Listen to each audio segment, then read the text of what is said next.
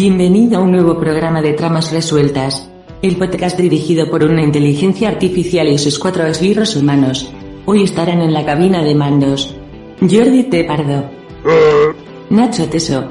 Deja que te diga algo, hermano. He venido aquí a grabar podcast y patear culos, y me he quedado ya sin garganta.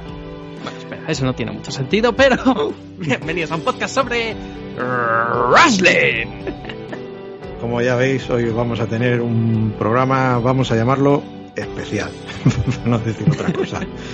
Emociones fuertes, luchadores enmascarados, toñinas de las buenas, e incluso algunos de estos golpes que se acaban desviando y te acaban tocando el corazoncito. Hoy vamos a hablar de Do a Powerbomb, de Daniel Warren Johnson. No, espera, Jordi. No me puedes decir el título de esta serie de esta manera. Ese título tiene impacto, tiene potencia y tiene una exclamación al final. Entonces yo quiero que lo grites conmigo. En plan, ¡Do a Powerbomb! O sea, tienes que venir conmigo para esto. Hay que elevar las energías aquí. Venga, lo intentamos. Venga, la de 3. 1, 2 y 3. ¡Do a Powerbomb! Esta era una de las dudas que yo tenía. ¿El título significa algo en concreto? Hace una Powerbomb, y la Powerbomb es uno de los movimientos de la lucha libre que, para los que sean de mi generación, pues una Powerbomb sería, por ejemplo, el movimiento final, el finisher de Batista. Por ejemplo, colocas a tu oponente entre tus piernas, lo levantas hacia tu cabeza y le haces caer de espaldas. Y bueno, a partir de ahí hay variantes entre quienes lo elevan antes de lanzarlo, entre quienes se quedan de pie, entre quienes se sientan, pero vamos, es un movimiento de impacto y uno relativamente clásico de la lucha libre. Es como el estándar. Para mí sí. Bueno, pues ya veis por qué Nacho está en este programa en concreto. Y es que, claro, esta obra se centra en la lucha libre, que es pues algo que Nacho vive a diario, en todo lo relacionado con, pues no sé si llamar esto deporte, espectáculo. ¿Hay una definición concreta que podamos dar de ello? Mira, voy a hacer primero trampas y voy a leer un poco el primer párrafo de la Wikipedia, ¿vale?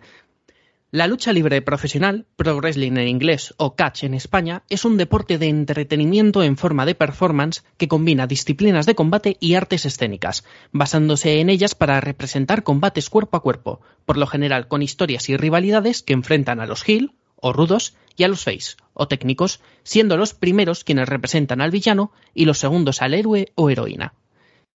Vale, pues puntos clave concretos. Deporte de entretenimiento, el Sports Entertainment. De hecho, las siglas de la compañía principal, la WWE, es World Wrestling Entertainment. Pero ese cambio vino después de una denuncia de la World Wildlife Foundation, que, bueno, pues compartía las siglas WWF, cuando antes se llamaba la World Wrestling Federation. Y esa es una de las claves. Originalmente, esto era un deporte. Pero te hablo en sus inicios, cuando estaban a finales del siglo XIX, que es imitando cosas del carnaval y tal. Pero ¿qué sucedía? Que a la gente le aburría. Entonces, pues en buscas de hacer un espectáculo y conectando con esas raíces carnivalescas de ir de gira, de entretener a la gente, de engañar, de montar espectáculo, pues empieza a establecer los guiones del combate. Y eso pues tenía sus ventajas también, pues que si se lesionaban menos, eran más entretenidos, podías meter al público más. Pero claro, hay una habilidad deportiva real necesaria para hacer esto. Ten en cuenta que ya no es solo estoy saltando desde las cuerdas y dando 2 volteretas. Es que te tiras 15 minutos moviéndote, como poco. Te tiras 15 minutos corriendo, teniendo que levantar a tu oponente, teniendo que saltar tú, teniendo que hacer una serie de cuestiones deportivas que obviamente lo enmarcan en el deporte. Entonces, aquí habría que distinguir, por un lado, la parte guionizada. Sí, el combate está guionizado y el resultado está predeterminado, pero eso no quita que nos encontramos ante atletas. Estos hombres y mujeres que se suben al ring a dar un espectáculo son realmente gente en forma y deportistas de alto nivel. Al menos en lo que vemos día a día en las grandes promociones. Entonces esto, por ejemplo, no tiene nada que ver con, por ejemplo, la lucha libre profesional, que sí que tiene su espacio en, por ejemplo, los Juegos Olímpicos, ¿no? Exacto. Son dos disciplinas distintas, digamos que en cierta manera pues parten de lo mismo, pero ya te digo, claro, no era entretenido, no te permitía hacer un espectáculo, no de la manera en la que buscaban. De ahí que surgiese esta rama del espectáculo deportivo, que tiene que ver, pero no tiene que ver con esa otra rama olímpica, lo que no quita que haya cruces. Por ejemplo, el ejemplo más famoso sería Kurt Angle, que es uno de los mejores wrestlers de la historia, pero que también es un medallista olímpico de lucha libre. Medallista olímpico real de lucha libre en su momento. Ganó la medalla y luego pasó a luchar en la WWE. Yo, a ver, para que se sitúen los oyentes, Nacho, ya veis que es un tema que domina. Yo, por ejemplo, el contacto que tuve con la lucha libre fue en su momento, pues hace años, a finales de los 80, principios de los 90. Creo que es cuando aquí se emitía lucha libre. Y claro, yo recuerdo personajes que yo diría que son iconos populares, o al menos se convirtieron en tal. Hulk Hogan, el Último Guerrero, el Enterrador, André el Gigante. Claro, yo me he perdido mucho desde entonces, ¿no, Nacho? Sí, porque claro, tú lo que estás hablando, o sea, Hulk Hogan y el Enterrador, por ejemplo, seguían luchando, pues Hulk Hogan hasta mediados de los 2000, me quiere sonar que era 2004, 2006 su último combate, y el Enterrador hace pocos años que se retiró como tal, en 2020. Joder, ¿qué edad tenía ese hombre? Pues mira, actualmente tiene 58 años, para que te hagas una idea. Y claro, la última parte de su carrera no tiene nada que ver con lo que fue el culmen y la gran parte de su carrera como icono y como campeón y como el invicto de WrestleMania y demás. Cuando hablamos también de la disciplina deportiva y artística, eso permite que gente que a lo mejor en otras disciplinas podría ser considerada ya demasiado vieja para seguir luchando, tengan su oportunidad de seguir luchando a día de hoy. Por ejemplo, te he hablado de Undertaker con 58 años, pero Sting ahora mismo tiene 64 años y de vez en cuando sigue luchando en All Elite Wrestling, para que te hagas una idea. Entonces, por un lado eso te habla de que algunos iconos son eternos, de que algunos iconos permanecen, y el wrestling se pasa mucho tiempo homenajeando su propia historia y respetando a quienes vinieron antes, aunque en otras ocasiones no respetan para nada. Pero ha ido evolucionando desde aquella época y yo diría que, por un lado, la evolución llevó a que fueron surgiendo más empresas. O sea, de los periodos que tú me hablas, la principal era la WWF.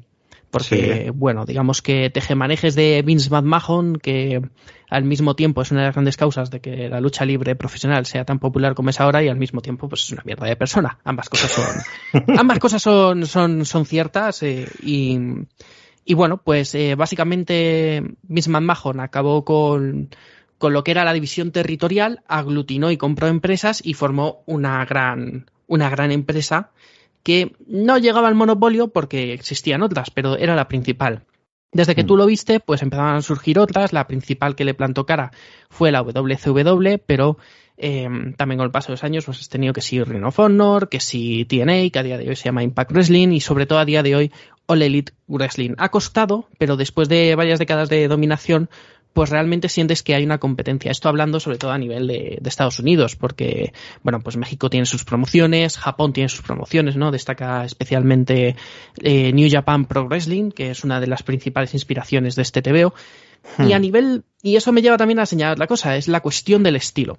Para cuando tú lo veías, pues, hombre, yo creo que es justo decir que era un estilo mucho más lento y muy enfocado en los personajes más grandes que la vida, ¿no? O sea, un Hulk Hogan, un Último Guerrero, un Enterrador, tal y como se concebían en esa época, eran personajes muy unidimensionales. Y desde entonces ha habido varias eras diferentes en las que los personajes se definían de otras formas. Hemos tenido la Attitude Era, la Ruthless Aggression, la PG, técnicamente estaríamos en otra era actualmente. Y eso ha llevado a dos vías. Por un lado, la vía de New Japan sí que sería una vía mucho más centrada en el wrestling como tal.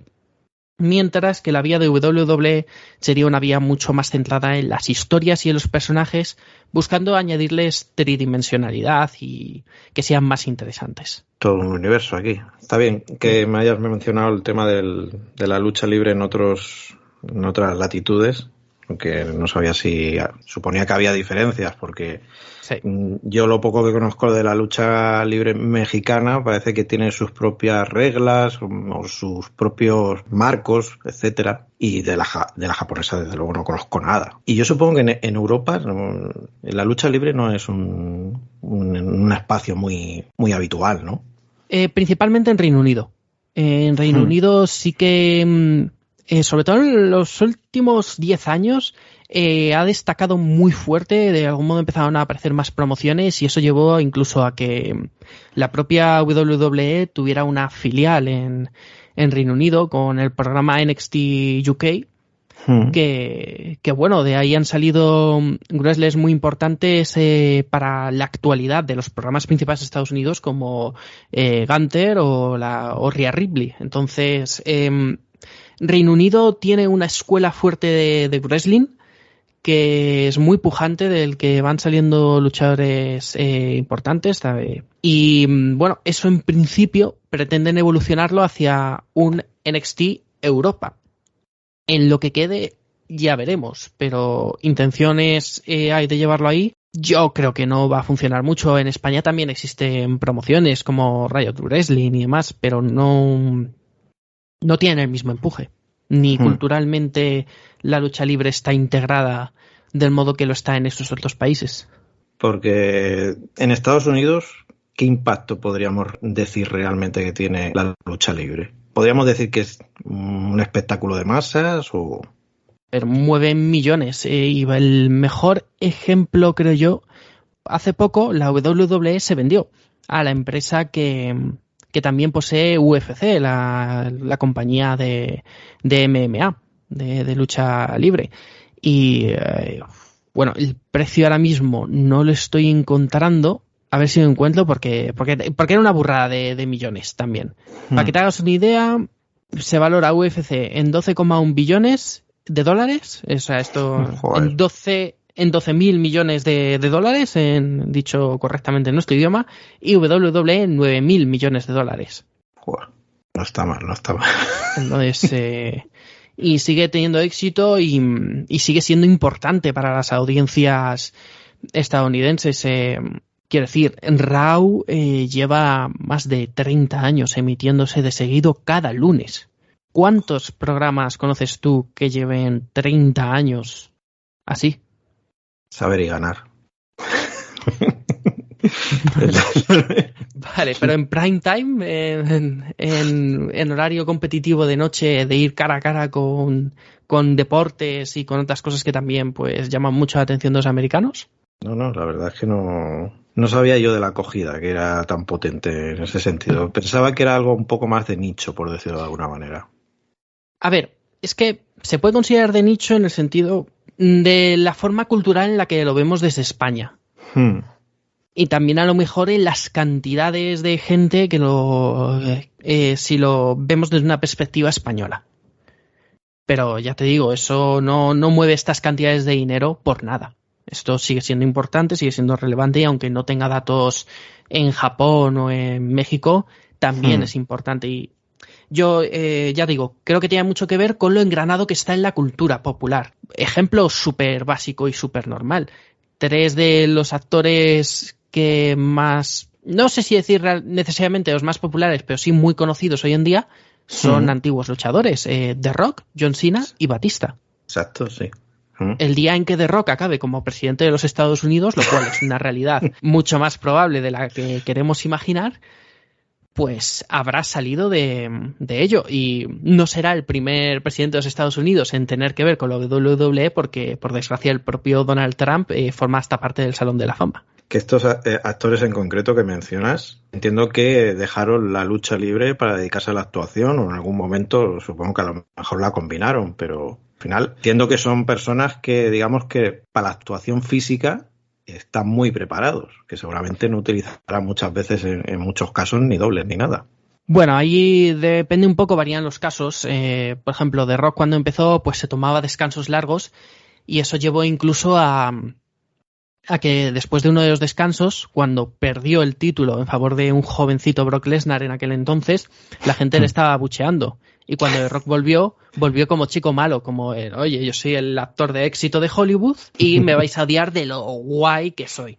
Y luego pues se tomó muchos años de descanso mientras estaba en el cine. Y el propio John Cena se metía con él, en plan, es que has dejado la WWE, no amas este deporte, tal, no sé qué. Y tuvieron una rivalidad centrada en esos aspectos. Y años después, cuando John Cena se ha metido en ello, ya después de dedicarse 20 años a la WWE, dice, pues me equivocaba y le pido perdón a Dwayne porque no entendía la cantidad de gente que depende de que yo esté bien, de que no me rompa la nariz, de que no se paralice en estos rodajes, de que mi cara esté en condiciones. Entonces, en el momento en que das el salto, sí que es cierto que acabas teniendo que abandonar, excepto en entretiempos, a la WWE porque todos los contratos que firman y todo eso, o sea, no necesariamente es porque les guste más una parte, pero bueno, tienen que moverse pues para ganarse la vida y los propios contratos que firman al rodar películas y demás les impiden dedicarse a según qué cosas. Como último detalle, Batista, después de haberse ido unos años, volvió alrededor de 2014 a WWE. Y quería hacer algunas cositas en promoción pues de una pequeña peliculita que tenía a punto de estrenar que se llamaba Guardianes de la Galaxia. Él ofreció una serie de ideas y la respuesta de la empresa fue, ¿pero cómo vamos a hacer esto si no sabemos siquiera si va a ser un éxito la película? Pues hombre, yo creo que se arrepintieron al final del día. Pues sí. Bueno, a ver, hemos empezado un poquito así para situarnos, para conocer un poquito de este ambiente. Y yo creo que podemos pasar a dar algún dato del cómic, que es la base del programa, no lo olvidemos. Ese Dua Powerbomb de Daniel Warren Johnson, que es un autor que seguramente pues muchos lo habéis leído en propuestas como Wonder Woman Tierra Muerta, Extremity, Murder Falcon, Bill Rayos Beta. Ha hecho obras, digamos, para las grandes, pero también yo creo que las que más impacto han tenido realmente son sus propuestas más personales, que es un poco el rollo de este Dua Powerbomb. Porque si, por ejemplo, en Murder Falcon él hablaba de que la concibió pues un poco como homenaje a su amor por el heavy metal, aquí él nos cuenta que la propuesta nace también pues de ese amor, en este caso, por la lucha libre. Y nos cuenta en ella pues una historia entre real y fantástica, en el sentido de que toma las directrices de la lucha libre, pero las lleva a un nuevo nivel fantástico.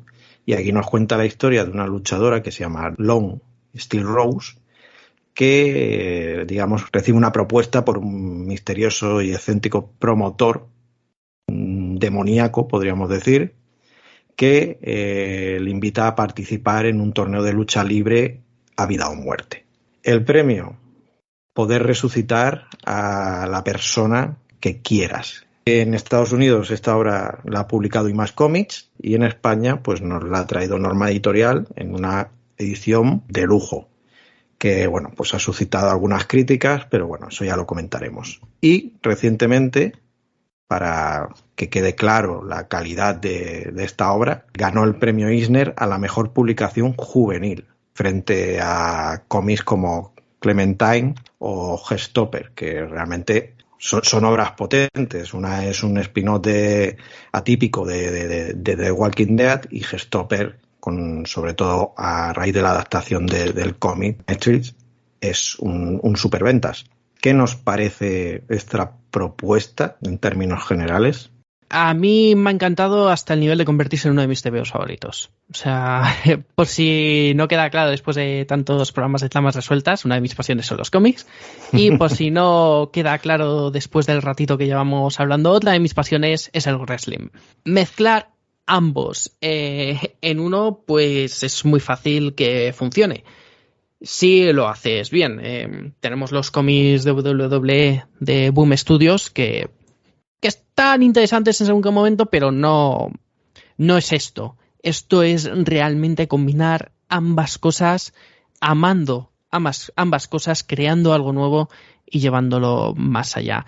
Entre mis expectativas tenía que me gustara, porque ya me habían hablado mucho antes de su publicación en España, ya me habían dicho, oye, tienes que leer esto, te va a gustar, es muy tu mierda.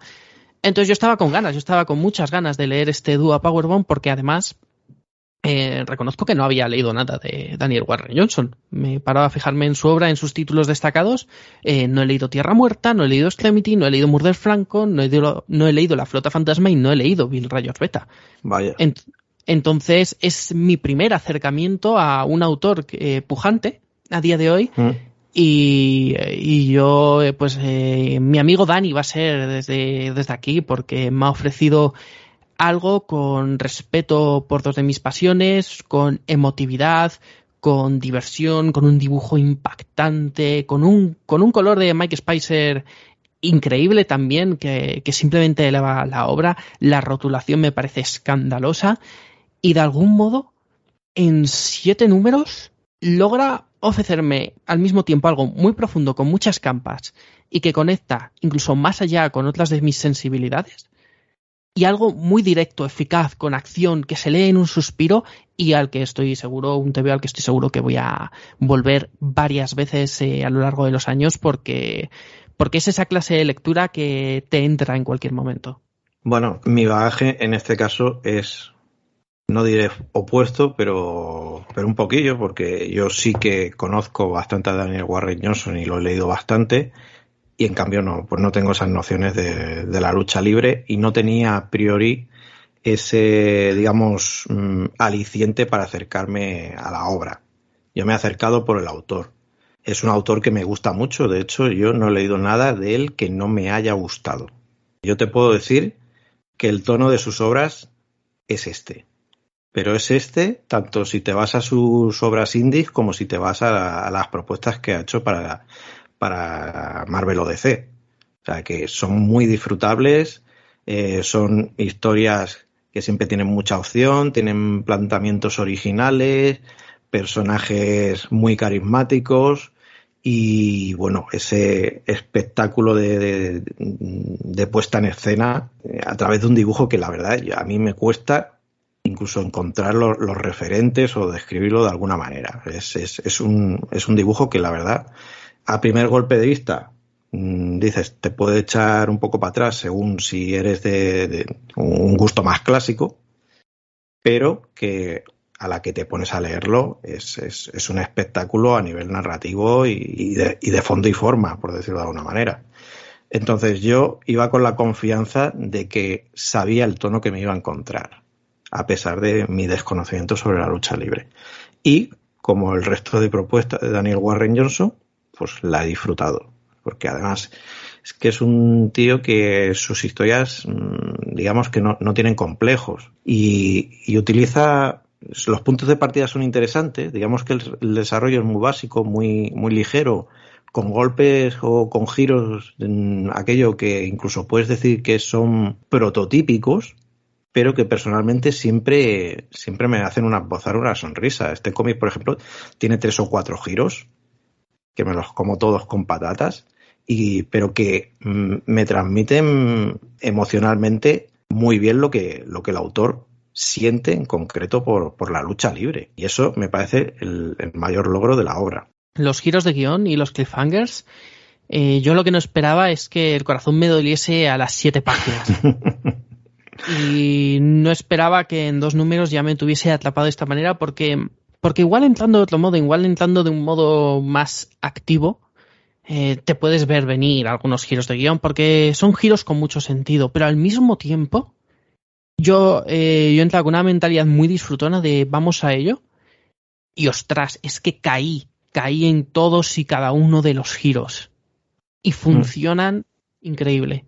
Sí, son giros en realidad que en algún punto puedes decir que son forzados o que pues son un poco Deus ex machina, pero que tienen mucha coña, tienen ese toque como gamberro que tienen otras obras suyas, y entonces los aceptas muy bien, porque te vende muy bien lo que te quiere contar. Estos giros en otras obras con un tono muy distinto no los compras, pero aquí sí, y yo entiendo además que desde mi desconocimiento en realidad hay un juego también ahí con, digamos, los guiones que te puedes encontrar en los espectáculos de lucha libre, ¿no? Correcto. Yo tal cual lo iba viendo, todo me funcionaba, porque veías no solo la estructura de cómics, sino ver también la estructura posible de un combate, la estructura posible de las combinaciones entre personajes, y es que lo ves y dices, sí, es que esto me lo podría encontrar en las promociones también. Quitando la parte de ciencia ficción, pero solo en parte, porque el wrestling también puede ser muy friki a ratos, ofrecer combinaciones inesperadas. O sea, no hay que olvidar que hablamos, tú mismo has mencionado el enterrador, ¿no? Pues el enterrador, canónicamente, dentro de la lucha libre, es un hombre muerto que ha resucitado en varias ocasiones. Así que esa parte incluso también es propia y pura del wrestling. Hablando de referencias, en la propia obra, en la contraportada de la edición de Norma, por ejemplo, se menciona una película como El Luchador y se menciona una referencia tan alejada de eso como puede ser Dragon Ball. Es cierto que el ambiente está por ahí. O sea, el hecho de, por ejemplo, pues el tema de resucitar a los muertos, que era una dinámica pues que en Dragon Ball siempre te encuentras en algún momento. El propio torneo. El propio torneo. También las dinámicas de estas, que esto también es muy propio del shonen, los golpes finales. Que esto, pues no sé cómo, si en la lucha libre también los luchadores en este caso tienen sus propias técnicas con nombres rimbombantes y este tipo de cosas. Sí, la cuestión de los finishers y de los signature moves, los movimientos destacados de cada luchador, es importante porque un luchador construye sus personajes, sí, a través de promos, a través de coger un micrófono, subir al ring y hablar. Pero un luchador hace que su personaje funcione por lo que hace sobre el ring. Y cada movimiento supone una manera de definirle, una manera de decirle a la gente, esta es la clase de persona que soy. Por eso no es lo mismo cuando lucha un heel, un luchador malo, y un face, un luchador bueno. No es lo mismo cuando lucha alguien pequeñito que cuando lucha alguien grande. No recuerdo de quién era la anécdota, pero era un luchador de estos grandullones, como te puedes imaginar, al André el gigante. Y decía que él durante un tiempo era capaz de subirse a la tercera cuerda y hacer un movimiento en concreto. No recuerdo si era un moonsault o si era un shooting star press. Pero que dejó de hacerlo, que le pidieron que dejara de hacerlo. ¿Por qué? Porque si él lo hacía, ¿qué había de especial en que lo hiciera luego un luchador que era medio metro más bajo que él? Cada personaje necesita definirse y eso implica que tus movimientos deben acompañar a tu personaje. Si eres un luchador malvado, pero tienes un movimiento final muy rimbombante y que eleva a la gente y le hace saltar de sus asientos, pues eso va a generar una sensación contraria a la que se supone, porque tu trabajo es que te odien. Entonces, cuando tú estás sobre el ring, tienes que hacer bien tu trabajo, que es generar la emoción concreta que se te ha asignado.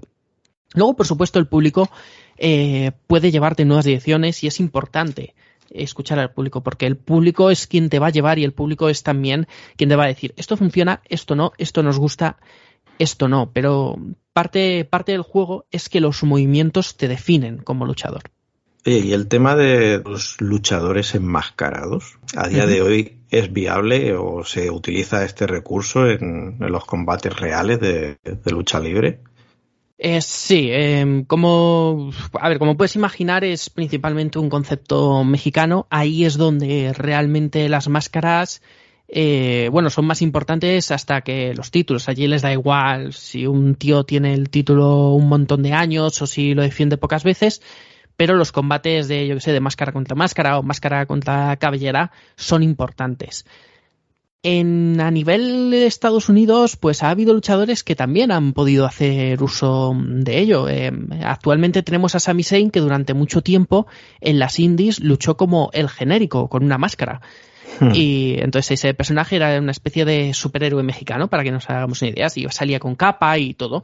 Cuando pasó a las grandes compañías, pues ahí ya le dieron otro nombre, porque a las grandes compañías les gusta poner su propio nombre para tener los derechos legales sobre ello y poder ganar más dinero con ello, en vez de recurrir a los nombres cuyos derechos tienen las personas que contratan. Es pues jugadas capitalistas de toda la vida para joder un poquito al trabajador y beneficiar a la empresa. Eso forma parte de esto también, por desgracia. Entonces, perdió la máscara y desarrolló otras virtudes, pero sigue sucediendo, se sigue buscando mucho la figura del luchador mexicano que lucha en Estados Unidos, pues porque siempre atrae, ¿no? Porque es una manera de buscar el público latino también. E incluso a día de hoy tenemos a Action en NXT que lucha con máscara. Y tú dirás, ¿quién es Action? Pues el nombre real de Action es Carlos Ruiz. Es un wrestler español que nació en el 97 y que, bueno, pues ahí que está teniendo sus pequeños éxitos de momento. Por ahí fue, por ejemplo, el primer campeón de la Heritage Cup, de lo que te he comentado antes de la promoción de Reino Unido de NXT. Pues él fue, de uno de los títulos, fue el primer campeón, que es un copón así enorme con unas reglas concretas. Y bueno, pues si está teniendo una carrera a sus 26 años, está muy bien lo que está haciendo, pues porque ya ha luchado en PWG, ya ha luchado en Chikara y ahí que está en NXT petándolo. Eso sí, con una máscara y con otro nombre al que habitualmente tenía. A mí todo el rollo de las máscaras, ya te lo comenté en privado, me recuerda también a otro manga, Muscle Man, de Yude Tamago, que es un manga clásico que a día de hoy se sigue publicando. Tuvo una primera etapa, no sé si fue a mediados de los 70. El dibujo era muy, muy particular. Aquí lo publicó en su día Glenat, en catalán, porque el anime sí que se emitió en Cataluña y en Valencia, pero no llegó al resto de la península. Y es una pena, porque tú si lo hubieras pillado, seguro que lo hubieras disfrutado. Pero claro, el tema de la máscara en este manga es muy relevante porque la mayoría de personajes llevan una. Y para ellos es casi de vida o muerte el poder conservar la identidad. De hecho, el protagonista, que es una parodia en sí de Superman, pero con máscara, que descubres que lleva máscara unos cuantos capítulos bastante entrados ya a la serie, porque al principio piensas que simplemente tiene una cara rara. Pues cuando empieza la dinámica de los torneos, que aquí también te los encuentras, el hecho de perder la máscara tiene una grave consecuencia. En el caso del protagonista, si llega a perder la máscara, en su raza implica eso que él debe morir. Otros personajes tienen otra relación con la máscara, pero siempre hay esa preservación de la identidad. Y claro, al final en ese manga era, por una parte, los combates que eran totalmente ridículos con personajes súper estrambóticos, pero muy épicos y sangrientos. Y por el otro lado el tema de la máscara y el juego con quién estaba debajo de la máscara, que era algo que, sinceramente, me leí el manga en la primera etapa hasta el final y no me acuerdo si al final se revelaba la identidad o no del personaje. Pero hay mucho de eso en la obra de Dua Powerbomb y yo creo que Daniel Warren Johnson conoce ese referente y me lleva a pensarlo el personaje de Cobra-San en este caso, porque la máscara... Si quieres metemos un aviso de spoilers ya aquí. Mejor. Eva, aviso de spoilers, por favor. Antes de que estos zapencos empiecen a divagar, debes saber que este programa puede contener trazas de spoilers. Vale, pues decía, me recuerda mucho al personaje de Cobra-San porque básicamente la máscara es muy parecida en la forma, con esa aleta en la parte de arriba y también la forma de la cara. Además, el hecho de que él también venía de una generación de luchadores, etcétera, que esto era otra pregunta que tenía por ahí, de el hecho de si dentro del mundo de la lucha libre a día de hoy podemos encontrar, pues, digamos, como sagas familiares o personajes que han heredado la identidad de otros conocidos. Sí. Una vez más, a ver, en lo mexicano es donde más se da, porque la máscara, pues como se puede ir heredando, ¿no? O sea, de hecho, a quien conocemos como Rey Misterio sería Rey Misterio Jr. Y su hijo a día de hoy está luchando en WWE, también fueron campeones por parejas durante un tiempo, ahora están enfrentados, han tenido combates y pues eso sería una saga familiar. Luego también tenemos a la saga familiar a la que pertenece The Rock, ¿no? Porque los samoanos, la familia Anoa'i, es una familia pues en fin, muy extensa, es muy difícil mencionar a todos, pero que lleva desde Rikishi hasta The Rock, hasta los actuales Roman Reigns y los Usos, y son una de las dinastías más importantes de la historia de la lucha libre. Y tú te ves el árbol familiar y es una pasada. Es una pasada y muchos están relacionados con la lucha libre. Entonces las familias siguen teniendo relevancia. Un ejemplo más, Cody Rhodes a día de hoy está en medio de una historia que es acabar la historia, que significa que quiere ganar el título que su padre jamás logró ganar, que es el título principal de la WWE, que está en manos de Roman Reigns, otro de los miembros de una de las principales dinastías de la lucha libre. Y de hecho, la canción de entrada de Cody Rhodes empezaba con una frase que era algo así como: el wrestling cuenta con más de una familia real. La cuestión de las generaciones es muy importante.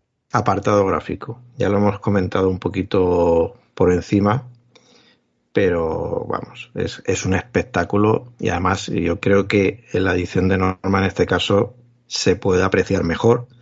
Es cierto que la edición pues se ha criticado mucho porque claro, mucha gente esperaba una edición más modesta, por decirlo de alguna manera, y más asequible, y estamos hablando de una edición en cartones de lujo, con sobrecubiertas, de casi 40 euros, que para lo que se está publicando hoy y la escalada de precios que estamos viviendo, pues la verdad es que tampoco es que sobresalga por eso, pero entiendo que pues sobre todo comparando con otras ediciones de obras que se han publicado aquí de Daniel Warren Johnson, pueden doler. Pero dejando eso a un lado, para mí, pues desde luego ha sido un disfrute. Yo creo que la edición aporta ese extra. Y como comentabas, tanto el color de Mike Spicer, que además es un habitual colaborador de Daniel Warren Johnson, yo creo que le tiene pillado muy bien la medida, enseguida te entra por los ojos.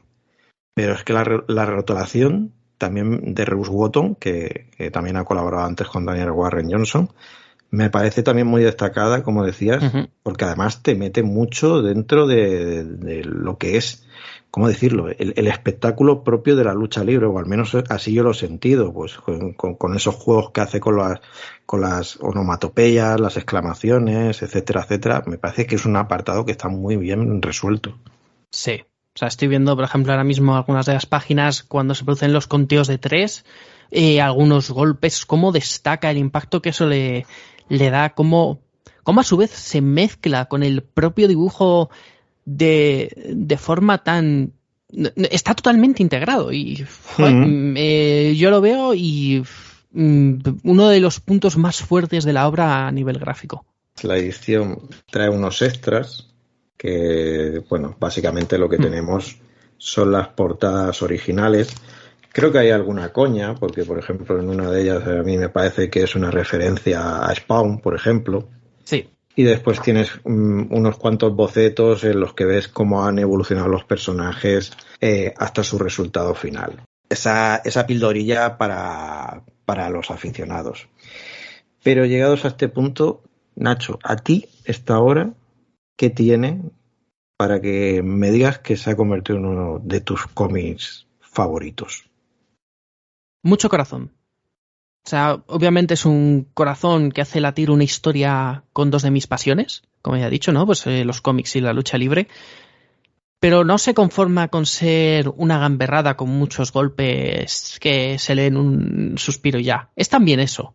Pero no se conforma con ser solo eso. Busca tener más capas y como ya hemos hablado también, como ya hemos puesto el aviso de spoilers, me va a permitir un poquito más.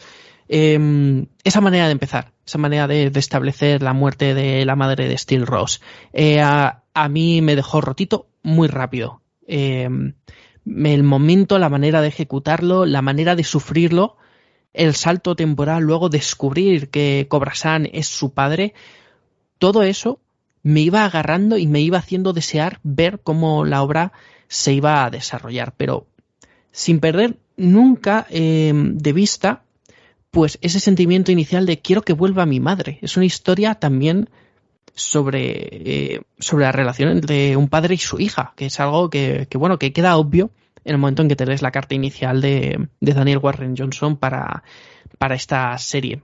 Y eso le añade unas capas de ser un viaje, de no ser solo un torneo, de ser un viaje que les lleva, les lleva a enfrentarse a Dios.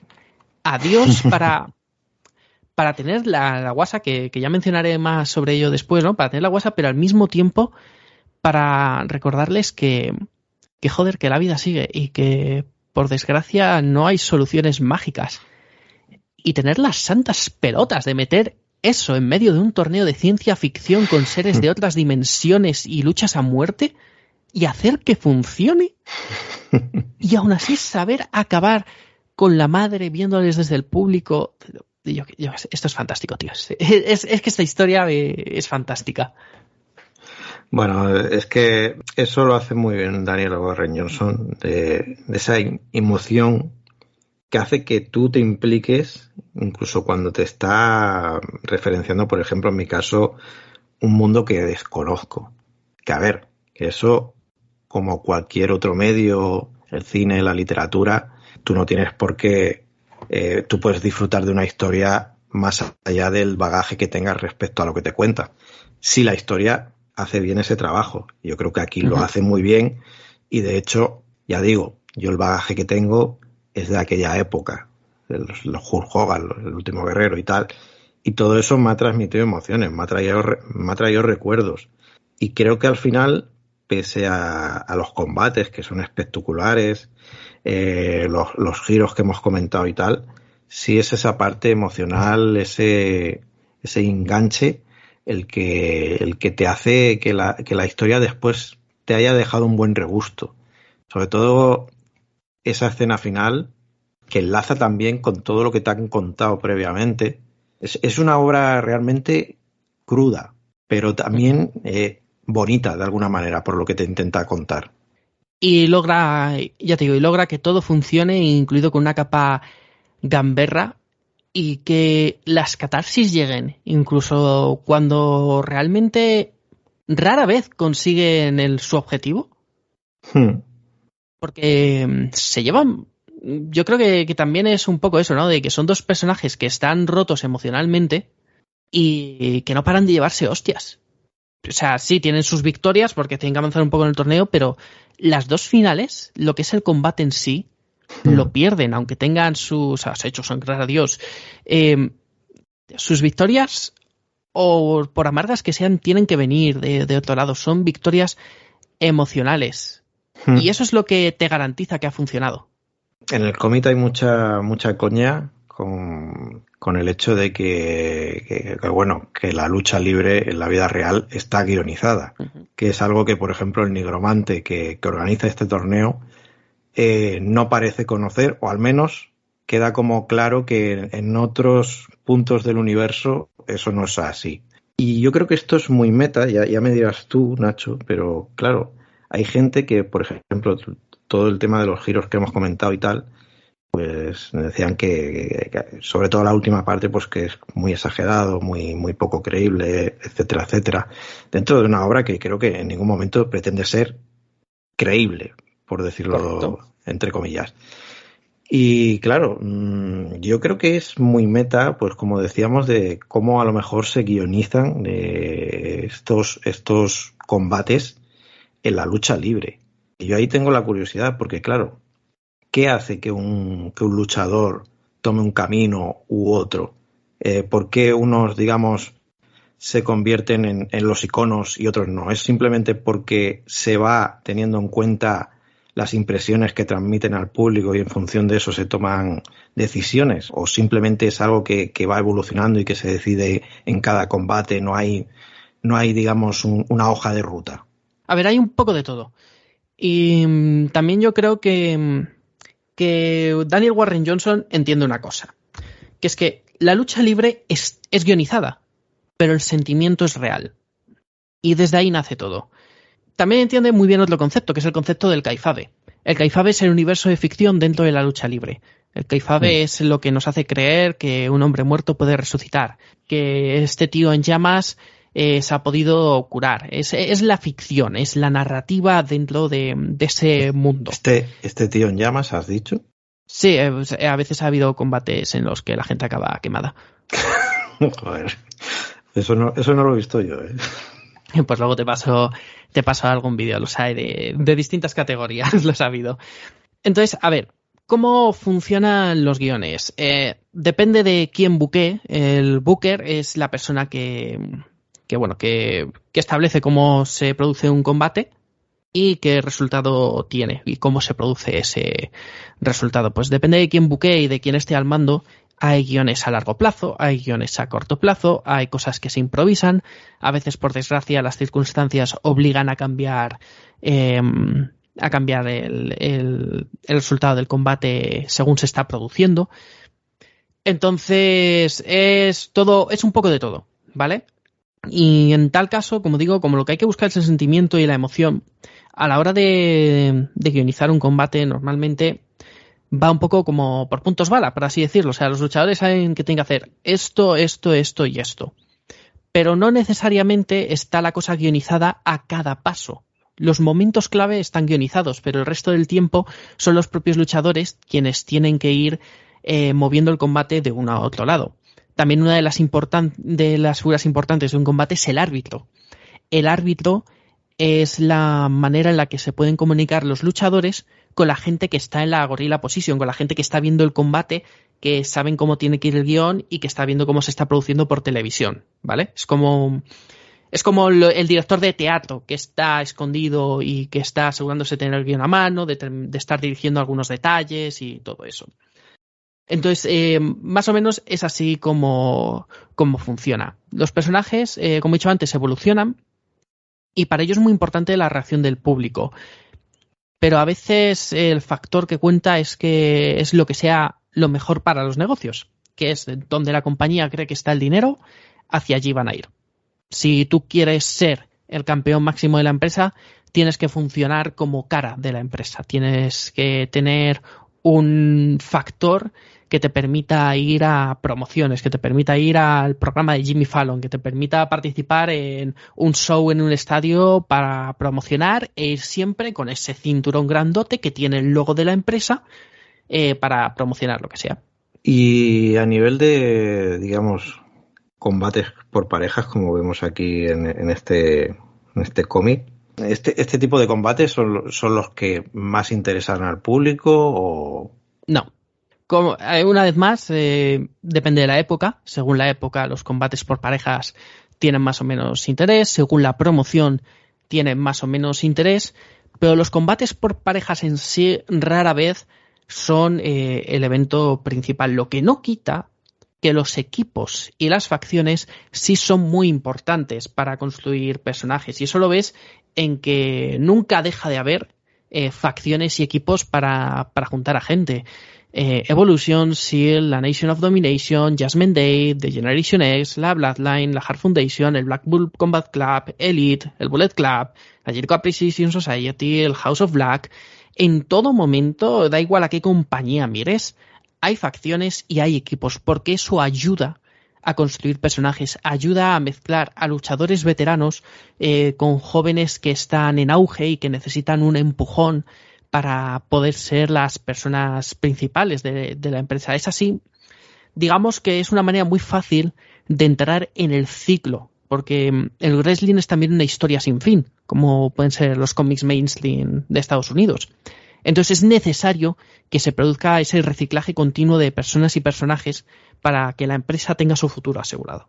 Y ahondando en el aspecto técnico, digamos, de los combates, y en referencia a Dua Powerbomb, ¿cómo se retratan aquí los movimientos y técnicas de la lucha libre? Por ejemplo, en algún momento, en un combate de los finales, se habla de combates sin descalificaciones, con alambre de espino, escalera, conteo en todo el suelo. Estos son elementos reales o son invenciones en este caso de Daniel Warren Johnson, exageraciones, hay guiños, referencias, digamos, en los movimientos de los personajes que nos pueden trasladar a la lucha libre real o... Todo está basado en la realidad. Yo creo que Daniel Warren Johnson hace muy bien a la hora de decir, vale, te he dicho que estos combates sí son reales, entonces voy a aplicar esos movimientos, pero me permito darles el impacto extra que de normal no tendrían. Entonces todos los movimientos son básicamente los reales o pequeñas variaciones de los reales. Todo está basado en lo que les toca ser. Y en ese sentido está muy bien. Sí me gustaría señalar aquí que, a ver, si eres como yo y normalmente has visto lucha libre en versión original, porque también es más fácil, es más accesible a día de hoy, porque ni siquiera se está emitiendo en España, la traducción a ratos queda rara. La traducción es un buen trabajo, el cómic está muy bien traducido, si no me equivoco ha sido, sí, Hernán Migoya es el traductor, y Hernán Migoya ha hecho un buen trabajo traduciendo el TVO. Pero si eres como yo, te va a resultar raro que algunos movimientos se traduzcan y otros no. Que se hable de era de la actitud en la intro en vez de attitude era, o que se diga conteo en todo suelo en vez de false count anywhere.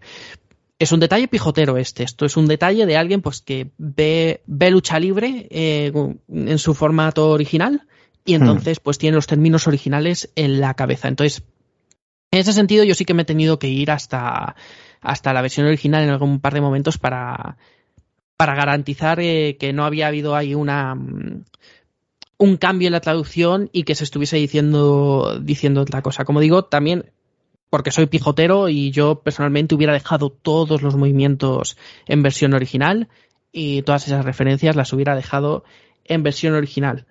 El false count anywhere existe, el no disqualification existe, el deathmatch existe.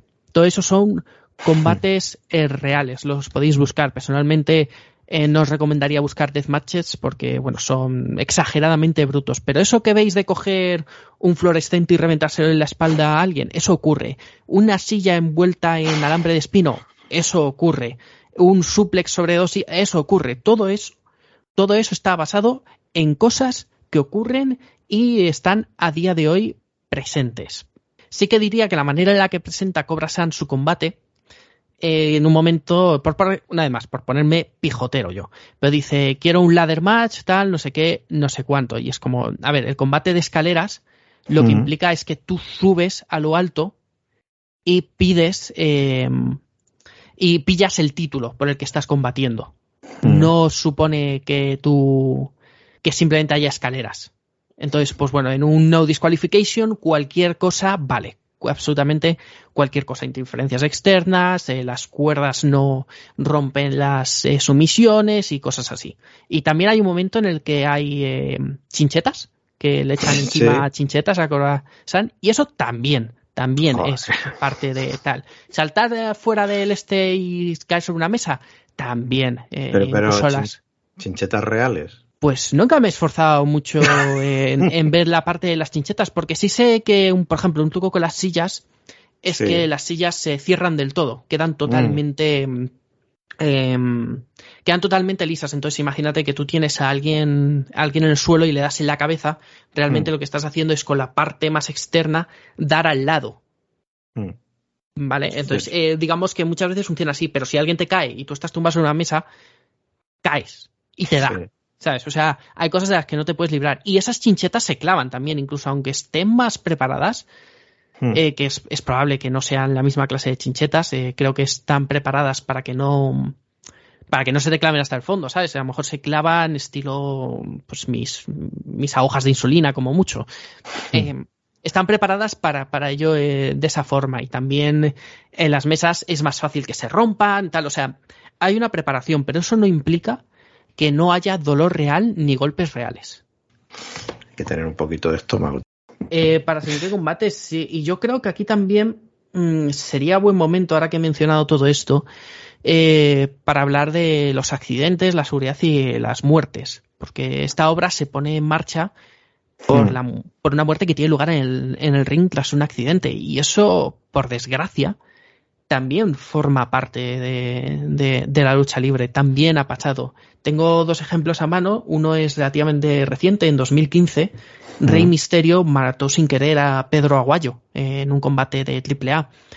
Le dio una patada con tan mala fortuna que se le rompió una vértebra o algo así y por desgracia pues era un luchador joven y murió.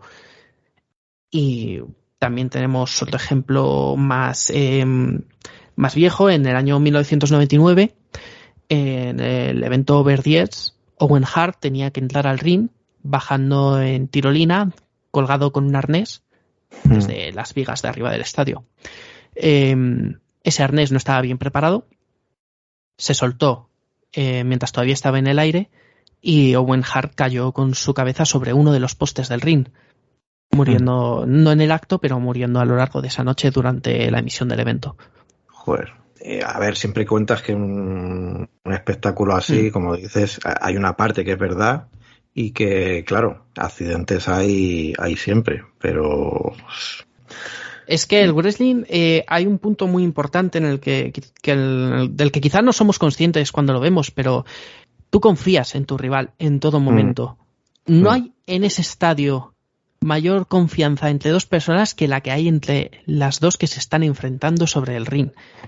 Y cada una tiene que cuidar a la otra, porque se trata de eso, es así como funciona, es así como se protegen. De hecho, hay veces que vemos movimientos y casi que se hace más daño el que lo hace que el que lo recibe. Y también ha habido lesiones importantes, y muchas estaban, por desgracia, relacionadas con el cuello o con las concusiones. Por ejemplo, de lesiones importantes, pues tenemos la de Bret Hart, que le obligó a retirarse, las de Daniel Bryan y Edge, que les mantuvo años alejados del cuadrilátero, también retirados hasta que, pues bueno, la ciencia avanza, se pudieron curar, pero tú les ves combatir y tienen un estilo algo cambiado que precisamente busca proteger el cuello. O más recientemente, Biggie recibió un suplex fuera del ring con tan mala fortuna que cayó sobre el cuello. Y de momento le han dicho que no combata más.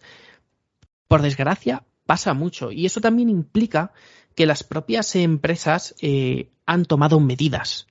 Por eso a día de hoy es muy raro ver un golpe de silla directamente contra una cabeza. Es muy raro ver un pile driver que supondría caer sobre la cabeza y hay riesgo de que de que caiga sobre el cuello si no lo mides bien.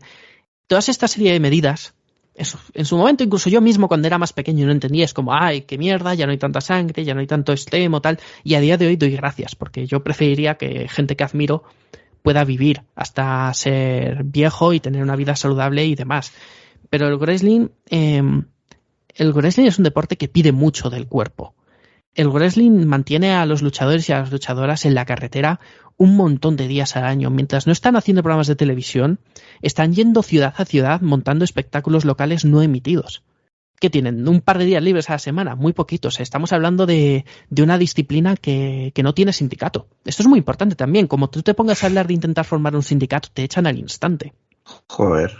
Tienen muy pocos derechos y es una cosa muy sufrida, que es lo que lleva también a que prueben otras promociones que no castigan tanto el cuerpo, pero por desgracia eso es así. Y el tema de las concusiones también es muy importante porque ha habido muertes por ello, de recibir tantas concusiones que se han perdido años de vida.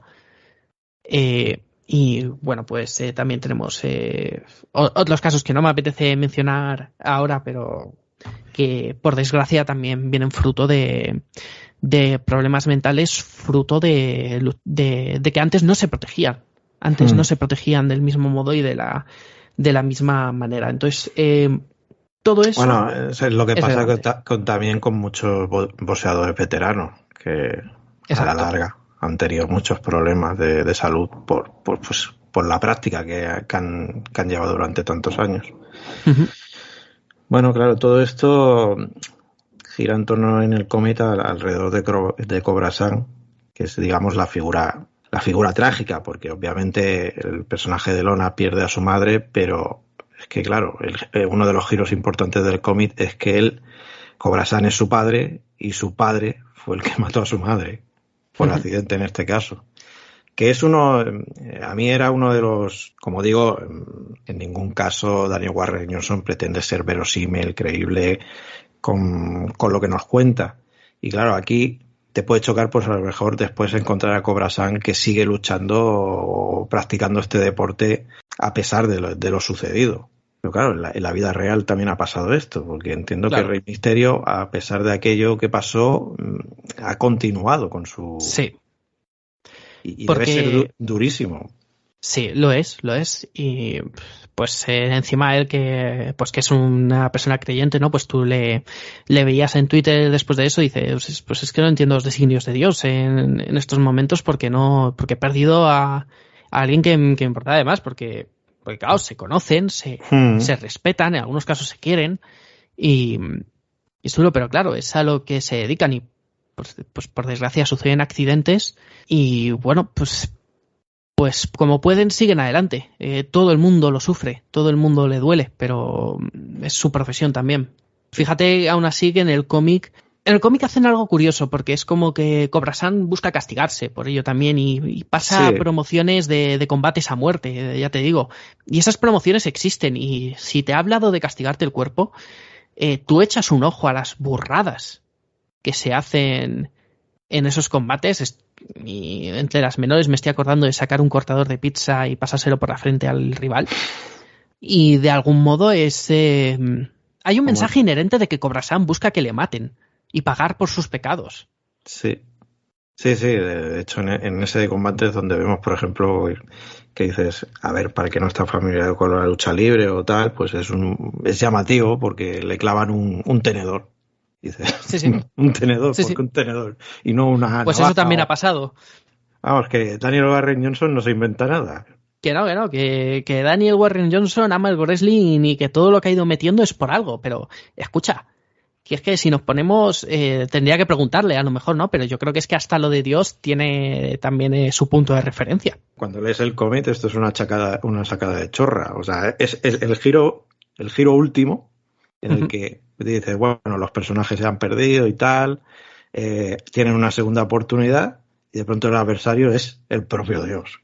Para que digas tú de referencia a Sasones, ¿no? Pues toca matar a Dios para salvar el día y eso también me parece muy de manga y anime en su ejecución. Y al mismo tiempo me encanta porque también esto es texto explícito de la obra, ¿no? Lo de las historias no tienen fin. Y también te hablan de eso. Por eso digo lo de que esta obra conecta conmigo con otras sensibilidades también, porque te habla de la naturaleza de estos relatos, de estos cuentos, de cómo eternamente van a estar con nosotros y cómo realmente nunca acaban. Y yo, que soy alguien al que le gusta el wrestling, al que le gusta el cómic americano de Marvel, pues joder, soy muy fan de esa clase de historias. Al final son historias de las que yo también me alimento. Son historias sin fin, son historias que nunca van a acabar, cuyo desenlace yo nunca voy a ver porque simplemente no va a existir. Y meter eso en la obra mola un puñado. Y conectarlo encima, pues, con lo que te digo, la cuestión emotiva de la vida, del día a día, de por desgracia la muerte forma parte de nuestro mundo. Y incluso aquí no vamos a tener soluciones mágicas, pues me parece muy potente. Y al mismo tiempo es un meme. Sí. Es un meme para mí porque en el año 2006, en el evento Backlash, tuvimos a Vince McMahon y Shane McMahon contra Shawn Michaels y Dios. Literalmente, Dios luchó en un evento de WWE. Y bueno, tú lo ves y obviamente es un chorro de luz, ¿no? Que va entrando y no se ve nada, pero es como si estuviera ahí. Se supone que es un combate por parejas, que luego abandona el ring, hay un poco de interacción. Y es una gilipollez, pero es una gilipollez que también forma parte de la historia de la lucha libre. Entonces, cuando hablamos de que Daniel Warren Johnson no se ha sacado nada de la manga, es que todo está ahí. Y es que hasta esto que él lleva a una faceta distinta y mucho más emotiva, también ha tenido lugar en la lucha libre y me encanta porque se nota el amor que tiene por este deporte. Sí, eso lo transmite, como digo, voy a redundar en ello, aunque no mames este deporte, este espectáculo y estés desconectado de él, sabiendo simplemente yo creo que existe, ya el cómic lo disfrutas al máximo. Y la reflexión final a mí es la que me acaba de ganar. Porque es cierto que a lo largo de la historia tiene diferentes enganches emocionales, pero el juego que hace final, con Dios despertando esos recuerdos también en el personaje de Lona, y viendo por última vez a su madre, y viendo el mensaje completo de lo que ella le quería decir, y que ella, obsesionada con devolver la vida, pues había, creo yo, olvidado conscientemente. Y es el hecho de que la muerte es algo seguro en la vida, pero que todas las historias merecen ser contadas. O sea, al final es que lo que importante es lo que hagamos en el tiempo que estemos aquí. Y claro, cuando hablan del personaje de su madre, pues todo el mundo destaca que aparte de una gran luchadora, era una gran persona. Ver la última escena dedicada a este personaje es para que se te caiga la lagrimilla. Casi todo lo que hemos comentado es bueno. Lo único, este punto que me comentabas de la traducción, Nacho, y no sé si hay algo más que personalmente te haya chirriado.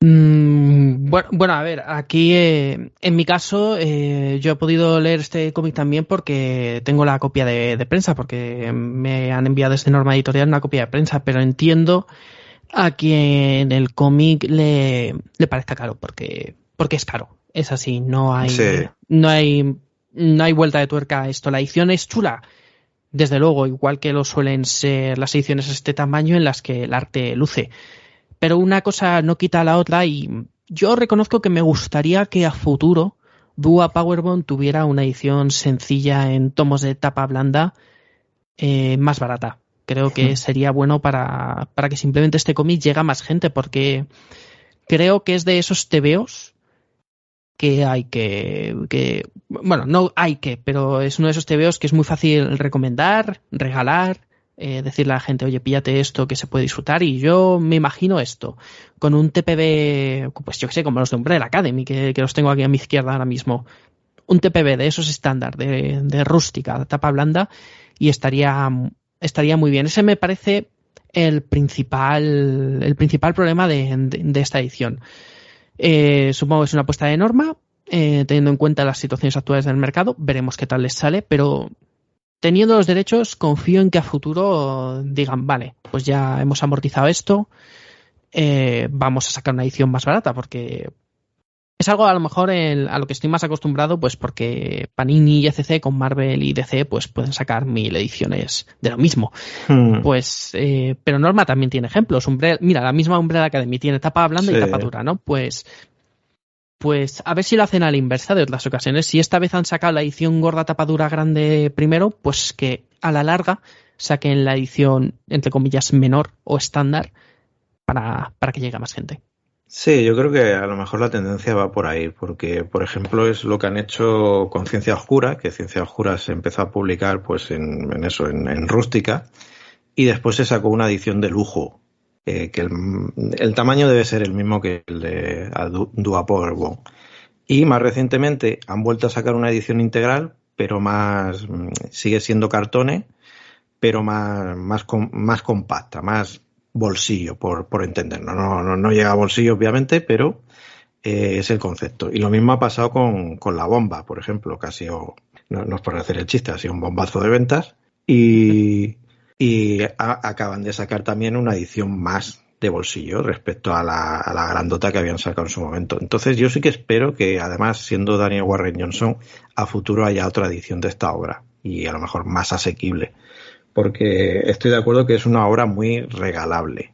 Yo lo único que puedo decir de esta edición es que el precio es el que es, pero es cierto que está muy cuidada y que la historia lo vale, en este caso, en el sentido de que el problema que tienes con estos precios es que muchas veces, ¿cómo te acercas a una obra si no tienes la seguridad de que te vaya a gustar?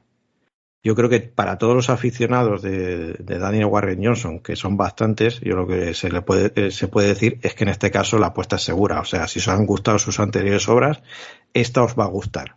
Por lo tanto, va a doler, pero es una obra que vais a tener ahí y que vais a releer seguro.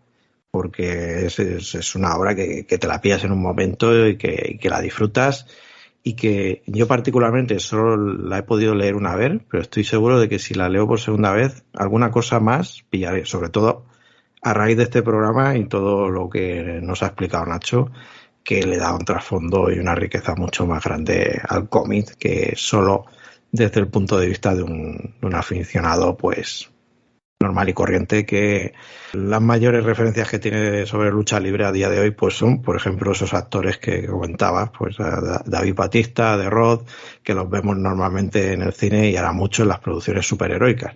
Que otro día podemos hacer un programa de una secuela de lucha libre y hablar de su relación con los superhéroes. Por ejemplo, me estoy acordando de que CM Punk guionizó un cómic de Drax, precisamente. Drax, que es interpretado en cines por Dave Batista. Y ya que lo has mencionado, he comprobado en web y el tamaño de Dua Powerbomb, según la ficha técnica, es el mismo que la edición de lujo de Ciencia Oscura, pero es mayor que la edición integral. Entonces, sí. No sé exactamente, o sea, bueno, supongo que es lo que has dicho, ¿no? Que la edición integral es, por lo que veo, es el mismo contenido, porque son la misma cantidad de páginas, pero es 7 eurillos más baratas y asumo que en tapa blanda. No, cartoné también.